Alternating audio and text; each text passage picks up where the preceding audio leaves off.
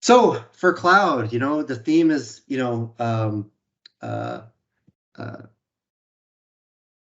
Santa and his operation, and maybe he's tired of dealing with an on-premise domain and wants to sync with his existing Azure Active Directory domain. And so you can, within 2023, choose an authentication mode to use that existing Azure AD.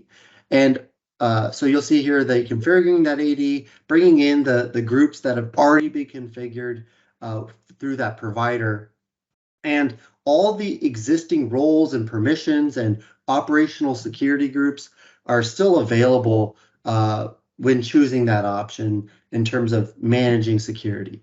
Now, you are exposing that system to a connection to the cloud, so proceed with caution, but is a new feature that is available within the 2023 version.